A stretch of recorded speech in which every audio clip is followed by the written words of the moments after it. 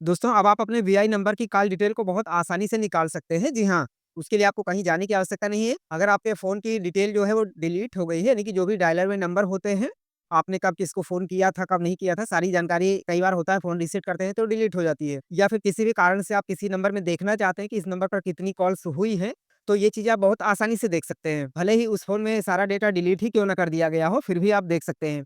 और सिर्फ वीआई ही नहीं बल्कि आप एयरटेल, जियो सभी में देख सकते हैं। हालाँकि इस वीडियो में मैं आपको सिर्फ वीआई के बारे में बताने जा रहा हूँ। अगर आपके पास में वीआई का सिम कार्ड है और आप उसकी कॉल डिटेल को देखना चाहते हैं या फिर आपके फैमिली मेंबर में किसी के पास है, आप उसका अगर देखना चाहते हैं कि इसने कब कितनी देर तक इससे बात की है, तो सारी जानकारी आप खुद से देख सकते हैं। और अगर आपके पास में वीआई का सिम कार्ड नहीं है, कोई दूसरा है, एयरटेल है, जियो है, तो भी आपको टेंशन लेने की ज़रूरत नहीं है क्योंकि उसका भी वीडियो मैंने ऑलरेडी बनाया हुआ है और उसका लिंक आपको डिस्क्रिप्शन में मिल जाएगा। आप वहाँ पर क्लिक करके बहुत आसानी से अपना जियो का और एयरटेल का भी कॉल डिटेल को चेक कर सकते हैं, बहुत ही आसानी से। तो चलिए वीआई के बारे में बताते हैं, पर वीडियो शुरू करने से पहले अगर आप चैनल पर नए हैं, तो चैनल को सब्सक्राइब करके बेल आइकन को ऑल पर सेट करके ज़रूर रखिएगा, क्योंकि मैं हमेशा आपके काम की जानकारियाँ लाता रहता हूँ। तो चलिए मैं अपने फ़ोन की स्क्रीन ऑन कर लेता हूँ और उसके बाद में आगे का प्रोसेस आपको दिखाता हूँ। तो ये मैंने अपने फ़ोन की स्क्रीन ऑन कर ली है। अब यहाँ पर मैं वीआई ऐप को ओपन कर लेता हूँ। आप प्ले स्टोर से बहुत आसानी से डाउनलोड कर सकते हैं।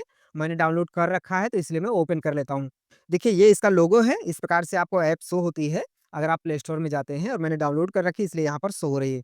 तो चलिए मैं इसे ओपन कर लेता हूँ। अब देखिए यहाँ पर कुछ परमिशंस माँग रहा है, तो जब आप पहली बार में डाउनलोड करते हैं तो कुछ परमिशंस माँगता है, तो आपको सारी परमिशंस को अलाउ कर देना है। तो चलिए मैं सारी परमिशंस को अलाउ कर देता हूँ, उसके बाद आगे का प्रोसेस दिखाता हूँ। तो देखिए ये मेरी ऐप ओपन हो चुकी है वीआई की। अब यहाँ पर आपको क्या करना है, ध्यान से देखिएगा। देखिए यहाँ पर आपको एक ऑप्शन मिलता है मेन्यू का, तो आपको इसी मेन्यू पर क्लिक कर देना है। अब उसके बाद देखिए मेन्यू पर मैंने क्लिक किया तो यहाँ पर कुछ ऑप्शंस ओपन हो गए हैं। तो यहाँ पर सबसे ऊपर आपको माई अकाउंट मिल जाता है, तो आपको इस पर क्लिक कर देना है। देखिए वहाँ पर मैंने क्लिक किया तो नेक्स्ट पेज ओपन हो गया है और यहाँ पर कुछ डिटेल दिखाई जा रही है, जैसे कि नाम हो गया और मोबाइल नंबर हो गया। ये चीज़ यहाँ पर दिखाया जा रहा है। अब यहाँ पर आपको करना क्या है, सबसे पहले अपना ईमेल आईडी को ऐड कर लेना है। देखिए लिखा हुआ है ऐड ईमेल, क्योंकि जब तक आप ईमेल आईडी को ऐड नहीं करेंगे तब तक आपका जो कॉल डिटेल है वो नहीं निकलेगी, क्योंकि कॉल डिटेल जो होती है वो पीडीएफ फॉर्मेट में आती है और पीडीएफ जो है वो ईमेल पर ही सेंड हो पाएगी। तो इसलिए आपको ऐड ईमेल पर करके अपना ईमेल आईडी ऐड कर लेना है। तो कैसे करना है वो आप देखिएगा। आपको इसी पर क्लिक कर देना है ऐड ईमेल पर। अब देखिए ऐड ईमेल पर मैंने क्लिक किया तो यहाँ पर मोबाइल नंबर पर एक ओटीपी सेंड हो गया है। तो अब यहाँ पर मैं अपना ओटीपी डाल लूँगा, नंबर पर जो भी ओटीपी आएगा। तो चलिए मैं ओटीपी डाल के और वेरीफाई कर लेता हूँ। ओटीपी डालेंगे उसके बाद नीचे देखिए वेरीफाई जो लिखा हुआ है, वो ओटीपी डालने पर हाइलाइट हो जाएगा। अब देखिए यहाँ पर फिर से नाम और मोबाइल नंबर आ गया है। उसके बाद देखिए यहाँ पर ईमेल आईडी टाइप करने का ऑप्शन आ रहा है और एक अल्टरनेट मोबाइल। तो इसकी ज़रूरत नहीं है फिलहाल के लिए, आप चाहें तो डाल भी सकते हैं। लेकिन यहाँ पर मेन काम जो हो ईमेल का है, देखिए लिखा हुआ है ईमेल।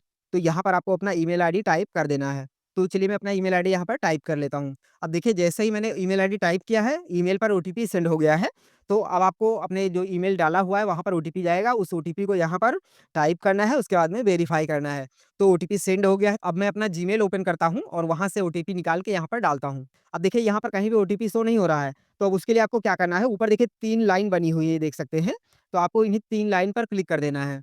अब देखिए यहाँ पर आपको कई सारे ऑप्शंस मिल रहे हैं, तो यहाँ पर थोड़ा-सा नीचे आना है और नीचे आपको एक ऑप्शन मिलेगा स्पैम का, तो आपको उस पर क्लिक कर देना रहेगा।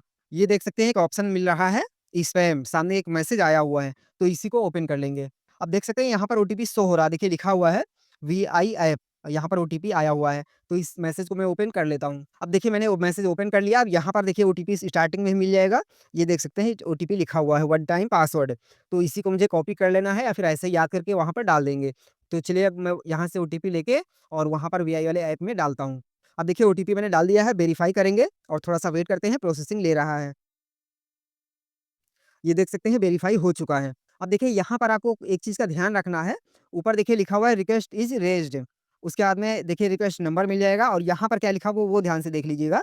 Your request will be proceeded within 1 hours, यानी कि इस चीज़ में लगभग 1 घंटे का समय लग सकता है आपका ईमेल आईडी अपडेट होने में। तो इसलिए आपको थोड़ी देर पे चेक करते रहना है, हो सकता है जल्दी भी हो जाए लेकिन मैक्सिमम 1 घंटे तक का समय लग जाएगा। तो चलिए मैं थोड़ा-सा वेट कर लेता हूँ और जैसे ही ईमेल आईडी अपडेट हो जाता है उसके बाद में आगे का प्रोसेस मैं आपको बताता हूँ। तो 1 घंटे हो चुका है, अब मैं चेक कर लेता हूँ कि मेरा जो ईमेल आईडी है वो अपडेट हुआ है या नहीं। तो वापस से ऐप को ओपन करेंगे, मेन्यू पर क्लिक करेंगे और ऊपर में देखिए माई अकाउंट मिल जाएगा, तो माई अकाउंट पर मैं क्लिक कर देता हूँ।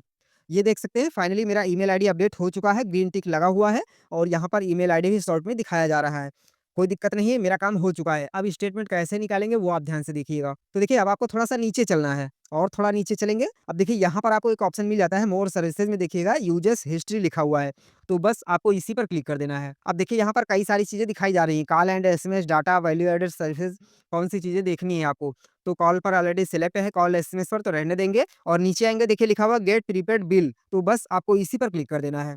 अब देखिए गेट प्रीपेड बिल पर जैसे ही मैंने क्लिक किया, अब यहाँ पर कई सारी डेट और टाइम आ गया है देखिए, सिलेक्ट मंथ, तो यहाँ पर करंट मंथ जैसे कि इस महीने का जो चालू है उसका आप निकाल सकते हैं या फिर बीते महीने में जिस भी महीने का आप निकालना चाहें, तो यहाँ पर टोटल 6 महीने तक का निकलता है, 5 महीने पीछे का पूरे-पूरे और जो छठा महीना होगा जो चालू है उसका, आप जिसका चाहें उसका निकाल सकते हैं।